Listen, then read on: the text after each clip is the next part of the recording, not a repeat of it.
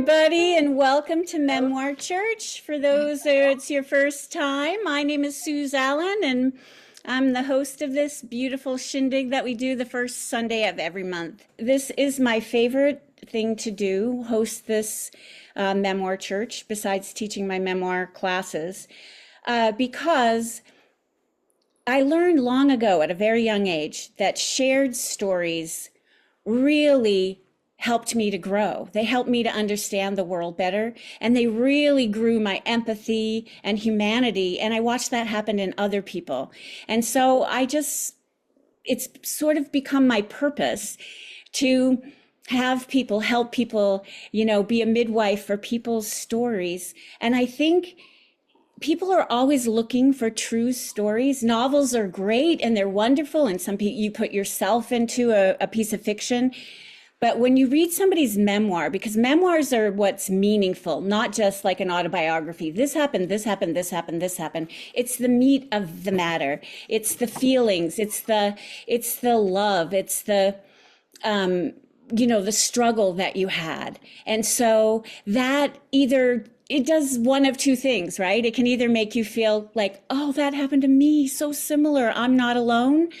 Or it can make you feel like, oh, I never thought of it that way. Oh, people are walking around with this going on in their lives. And, you can be more open and compassionate for people's lives, because we do that thing where we sometimes look at someone and we think the way they look, the way they're dressed, and we think, oh, they got it, they're together, man, they got it all going on.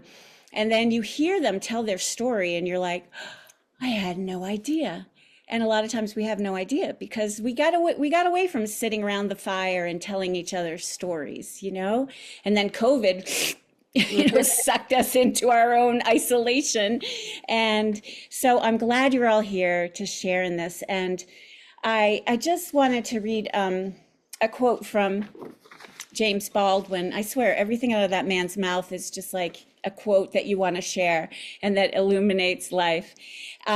You think your pain and your heartbreak are unprecedented in the history of the world, but then you read. It was books that taught me that the things that tormented me most were the very things that connected me with all the people who were alive, who had ever been alive. And for those popping in on that, that was James Baldwin.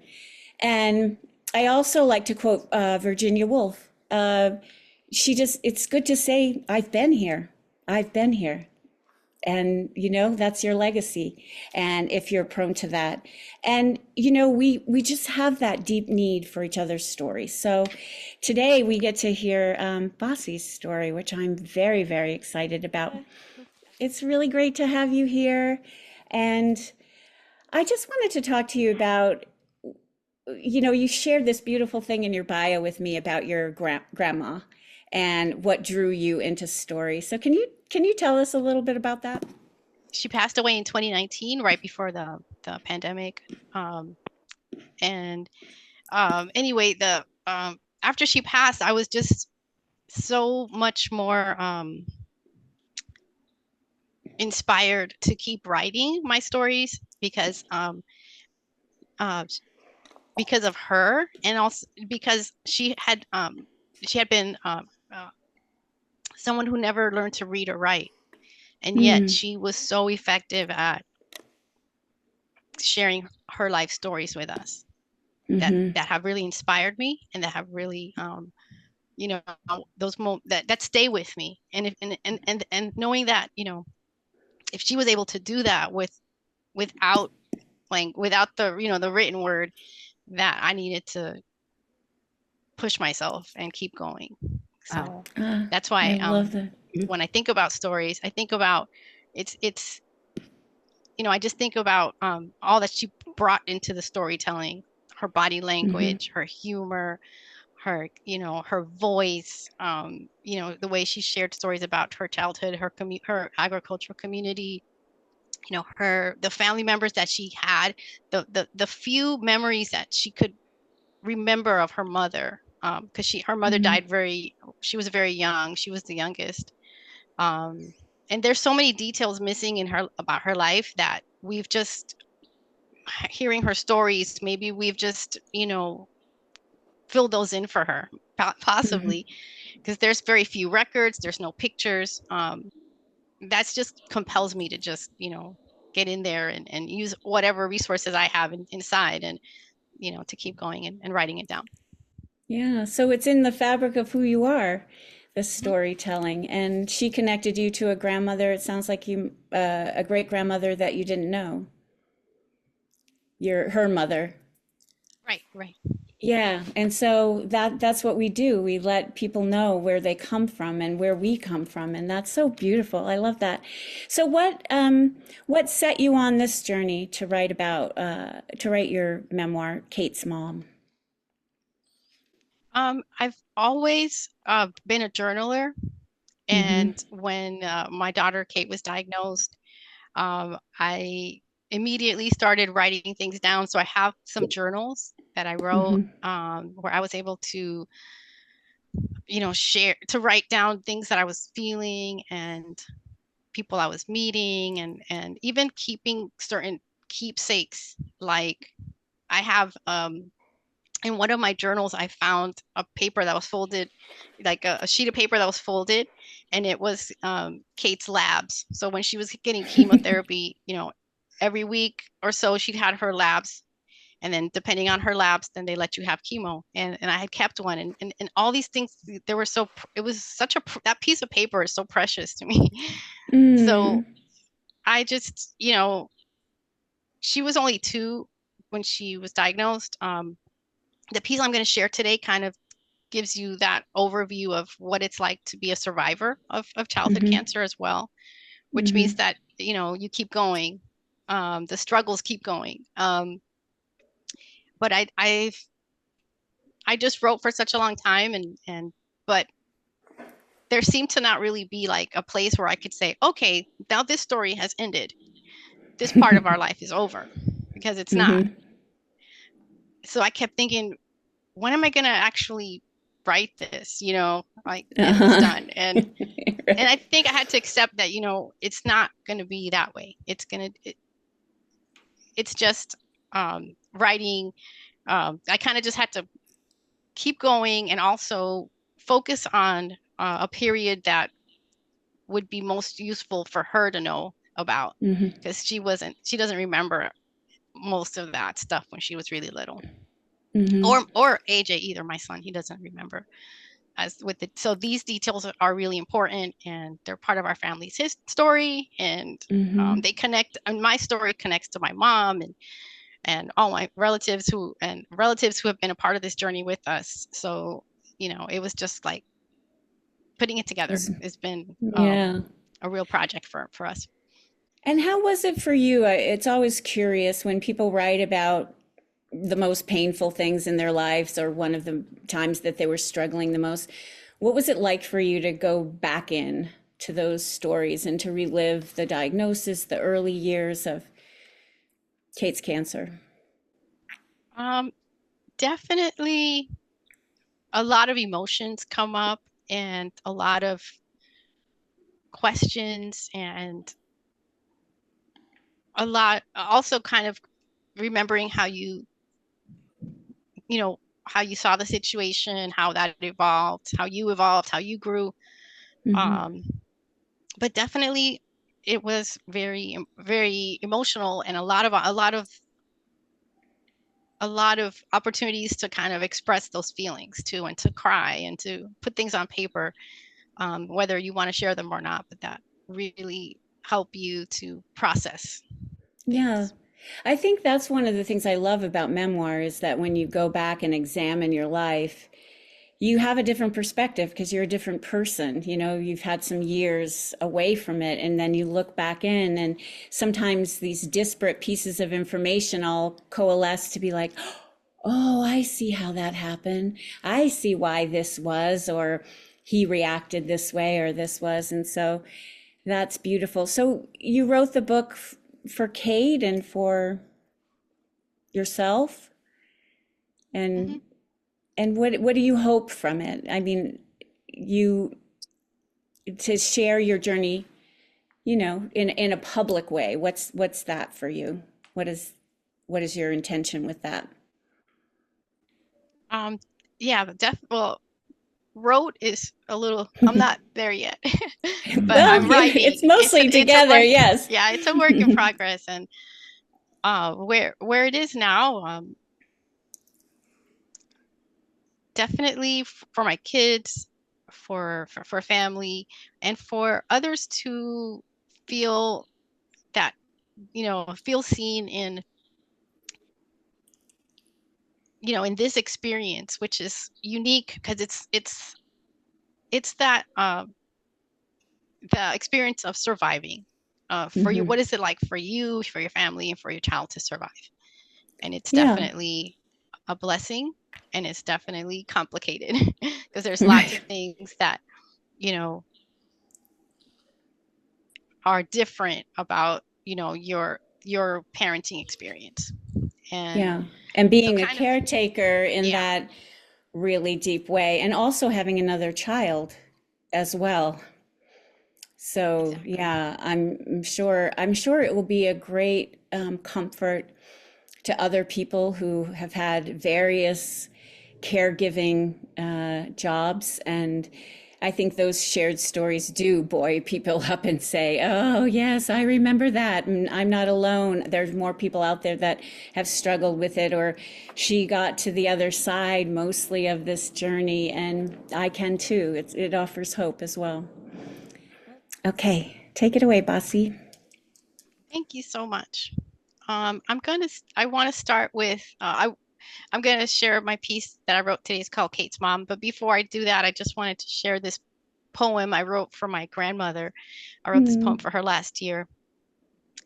nice. All right. In third grade, I witnessed my grandmother sign her name. She moved her pencil slowly, forming the looping letters by memory, the way my uncle taught her, training her to sign documents, even if she couldn't read them. Two half circles connected to form the E of her first name, her legal name, even though everyone in her town calls her Negra.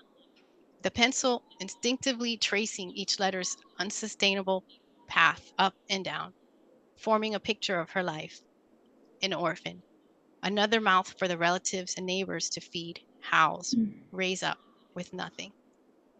Paredes, my grandfather's name, meaning walls, like a shield around her.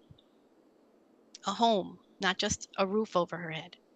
16 and pregnant with my tia Juanita, her black hair coaxed with coconut oil into a low bun, a new clean cotton dress, waiting for Goyo to return from a long day in the fields. Guela, en luto, wearing the dark colors of her grief.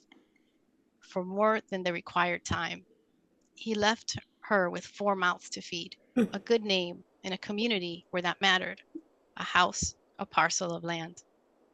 I watched her otherwise steady and confident hands that could peel green plantains for dinner in a few seconds, unsure of something for the first time.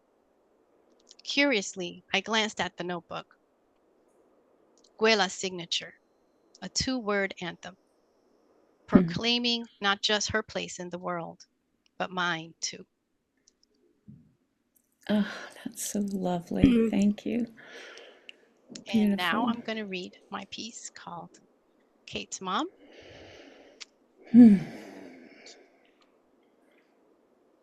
And I dedicate this piece to my daughter Kate. I did read it to her today, so that gave me a lot of confidence to read it. How did Um, she like it, or she did. She liked it. good? And I told her I was going to share it with people, and she felt comfortable with that. That's fabulous. All right. So this piece is about a typical, what could be a typical day in our life. Mark, Kate, and me, and the people who are behind the scenes. Okay, Mom, when did she last eat or drink? The nurse asked me instead of my 20-year-old daughter. I have been asked this question at least 100 times over the years. I look over at my daughter and then answer the nurse. Let's see. Dinner was around 7 p.m. and this morning at 6:30 she had a sip of water with her medicine. I look at Kate to confirm and she puts down her phone and nods. When we arrived at 8 o'clock to the hospital registration, Mark and I were feeling extra tense. not only because we're concerned about the possibility that Kate might have a third aneurysm in her brain, but also because this would be the first time she would have any procedure at an adult hospital. They had called earlier in the week and given us the time for the procedure, 10 a.m. In solidarity with Kate, since she is NPO, she cannot eat or drink, we haven't eaten or even had coffee today. Mark and I will go grab something when she goes in for her procedure. Our nurse is in her early 60s, and she speaks with an island accent, which is soothing to hear. She continues to talk to me even though my daughter is over 18, and we no longer sign the consent forms. Kate will have to speak and advocate for herself one day, but not today, and not on an empty stomach. Baby steps, I remind myself. We go over her medications next.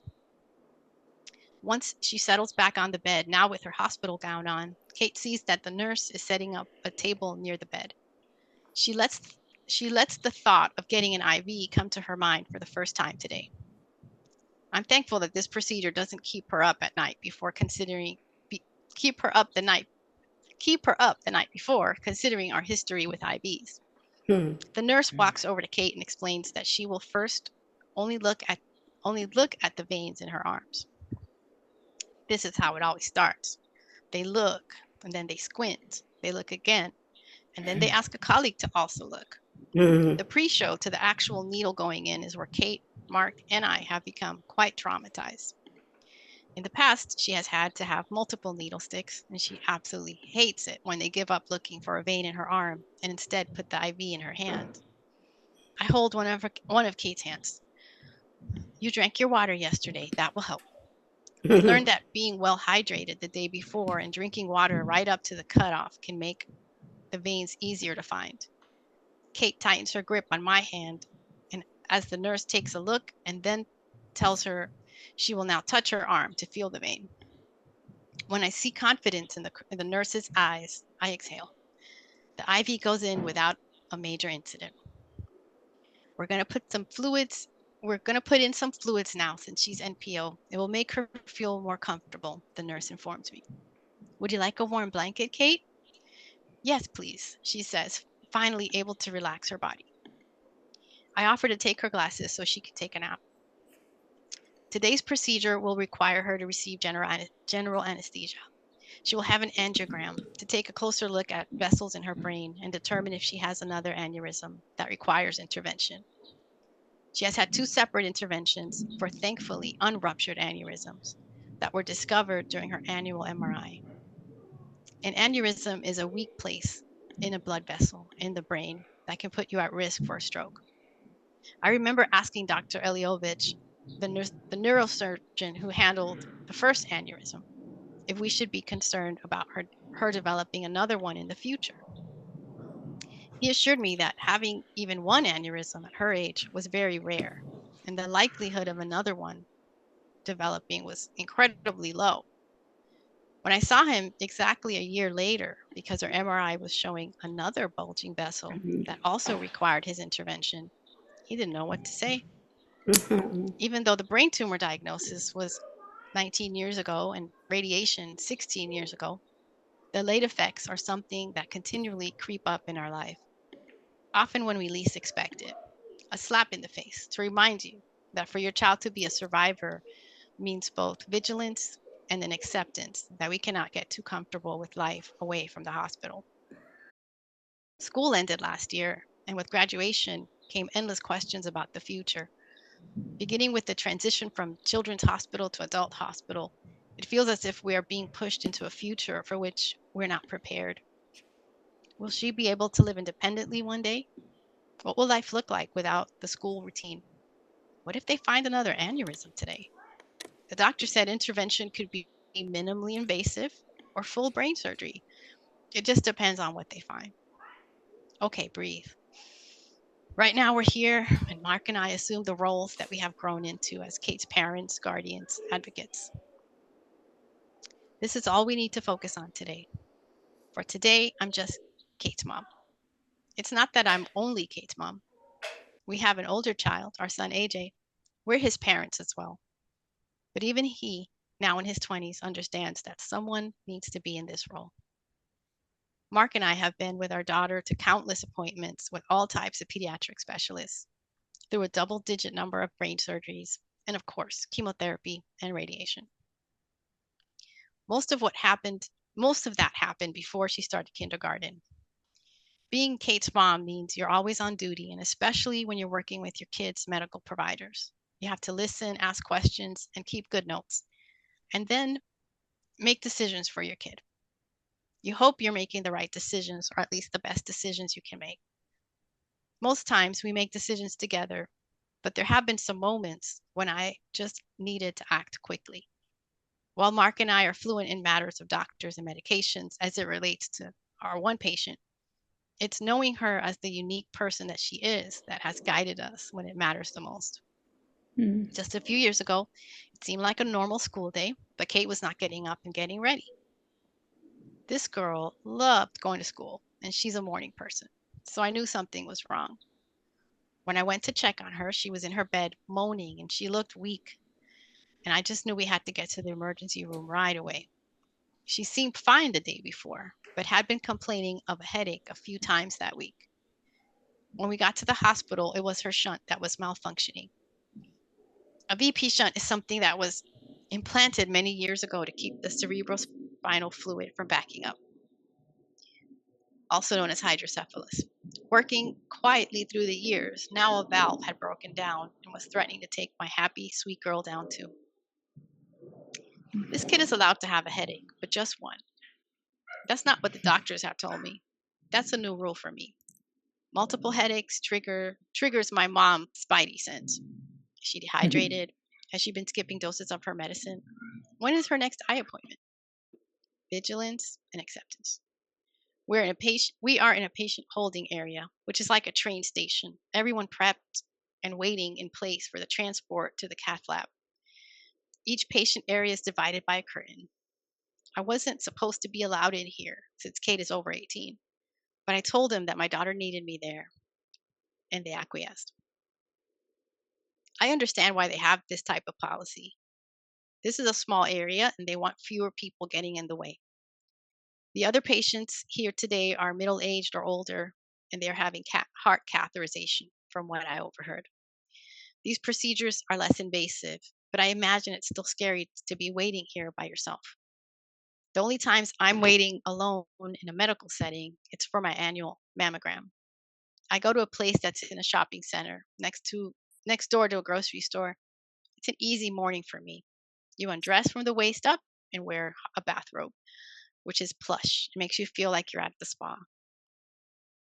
While I wait in a small lobby for my turn, I get to catch a few minutes of a remodeling show on the Home and Gardens Network, the channel they have on all the time.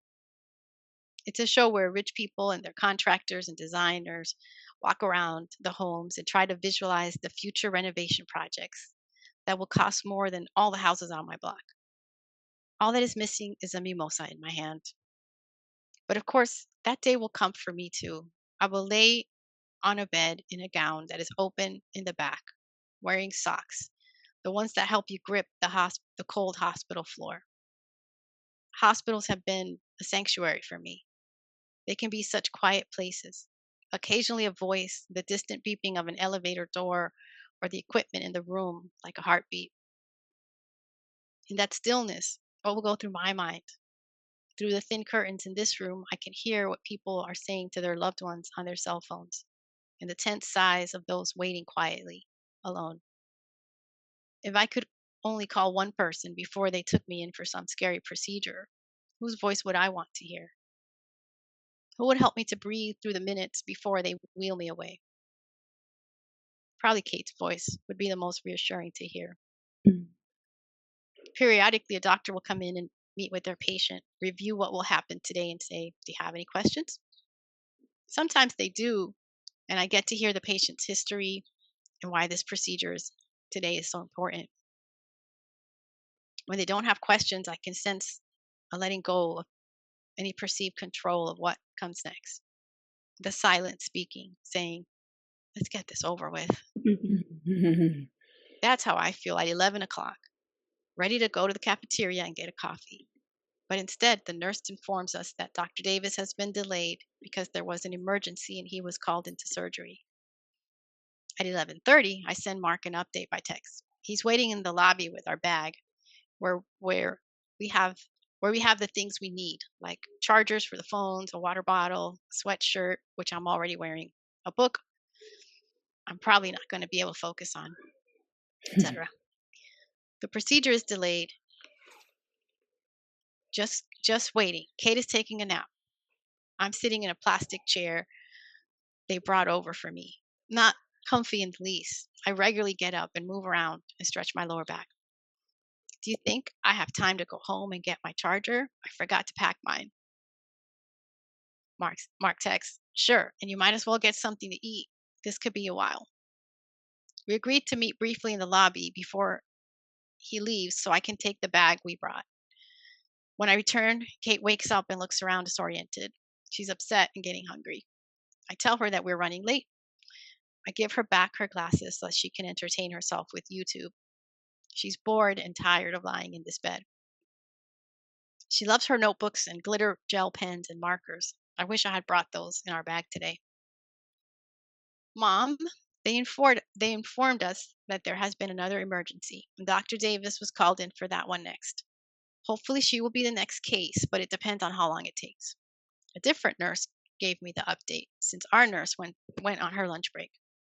When he sees me roll my eyes in frustration, he tells me that this is the second stroke victim today that needed emergency surgery.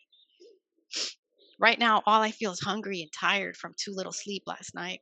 I should feel grateful that we're on this side trying to prevent something scary like a stroke. I wish I didn't know the exact reason for the delay today because then I could indulge in my self pity for a little while longer. The worst outcome for us is the possibility of this procedure getting canceled and having to do this all over again, including waiting a few more weeks, moving through the world not knowing what is going on and what will happen.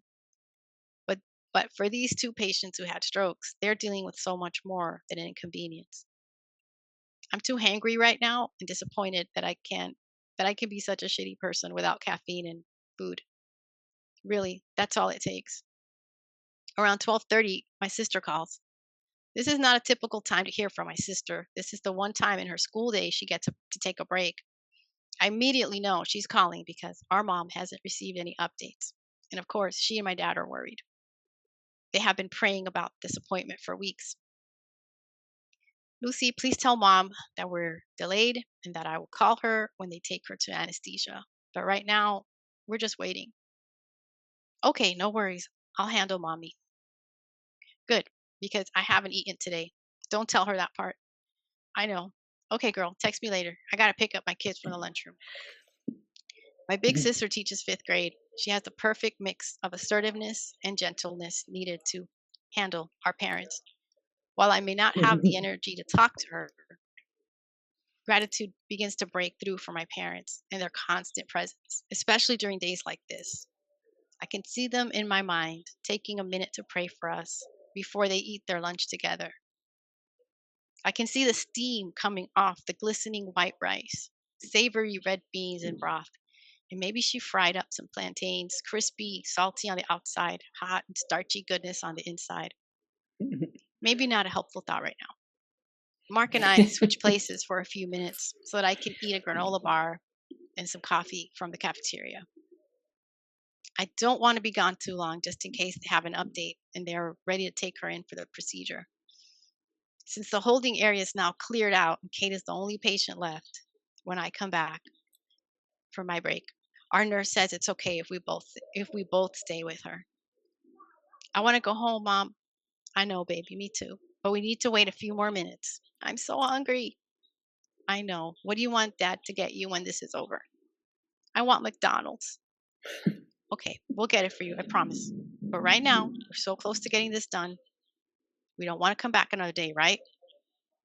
We engage in this conversation every half hour until we see a group of nurses from the anesthesia department come to take Kate.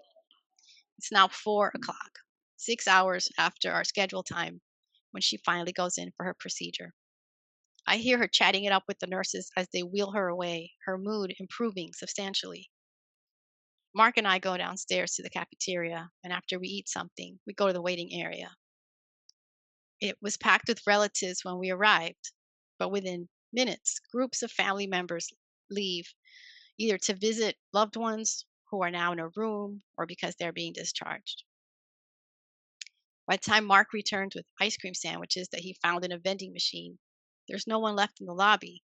And in clear violation of the no eating or drinking rules for this space, we indulge in the dessert. When Dr. Davis comes in to speak to us shortly afterward, he seems to appear before us out of thin air. He tells us that after going in today using the more advanced technology that he had told us about, he feels very confident that the vessels look okay. We can keep an eye on it, but not anything that requires intervention. We can check it again next year's scan. We like Dr. Davis. He's the sixth neurosurgeon we have worked with since Kate's initial diagnosis in 2003. Today's procedure was like deploying trained forces, like SEAL Team 6, stealthily finding what they were looking for and getting out of there. Mission accomplished. For the next year, we don't need to think about this. For a few minutes, we just sit and let the good news sink in before texting and calling our family members to update them. My mom praises the Lord. I hear her tell my dad, and I know that they will quickly call the people that have been praying with them throughout the day. Mark sends a text to the WhatsApp group with his family in Seattle, Denver, Chicago. The bad news, it will be too late to go to McDonald's as I had promised, because following the procedure, recovery will take another few hours before they let her go home. I don't know why I made that promise. We tend not to make those kinds of promises, never wanting to disappoint her. I broke some rules today, the hospital's and mine as well. In the recovery room, Kate wakes up extremely emotional and hot tears run down her face and soak the pillow. This is a normal way for her to come out of anesthesia sometimes. But of course, being hungry and tired don't help. This is our first time in an adult hospital, and Kate's emotional outbursts seem to rattle the nurse in charge of her care. Kate is used to being in a children's hospital where kids and babies are crying, and it's not seen as something to be managed. Mark tells her that they're going to bring her some food soon, and she can have juice now. What about McDonald's, Daddy? It's now 8 o'clock, and we're stuck here for at least one more hour before they discharge us. I must say it's nice to hear her ask about McDonald's. It's such a reassuring thing never to be taken for granted. Her capacity to go through long days like this, that resilience and determination to be in this world. I know, Kate, but you need to eat now, okay? It will help you feel better. I promise we'll take you to McDonald's, but it might not. It might need to be tomorrow. She continues to cry, but when the tray of food arrives for her, she eats. It has been 24 hours since she ate. Mark feeds her small bites of baked chicken and mashed potatoes to minimize her movements. They inserted a catheter through the arteries in the groin, and a few stitches were made, and as a precaution to avoid any bleeding, she must be very still for an hour before they will discharge her. There's an order for painkillers, and we make sure she is on them to get ahead of the inevitable pain that will arise. We need to constantly remind her to be very still. Finally, the nurse goes over discharge instructions, and we're allowed to go home. Our son AJ sends me a text. I made you guys some food. At the end of this chaotic day, there will be a hot meal waiting for us. It's not because we're hungry for food. It's that the offering reminds us that we're not only caregivers, but we are cared for. It's 10 p.m. when we arrive home, and it feels like we have been on a long trip. As soon as I walk through the door, my mother calls to make sure that we had arrived safely and to continue to celebrate the good news the doctors had for us today. It's a little hard to be happy when you think of the people who had strokes today and needed Dr. Davis's life-saving skills. I think of their families sitting at the bedside, sending texts to relatives, still in shock. But I know my mom is right. We must stop and savor this little victory. It means we can keep going. as the crew that has kept coming together for Kate to support her and each other. Beautiful, Basi. Thank you so much. Ah, what a story. And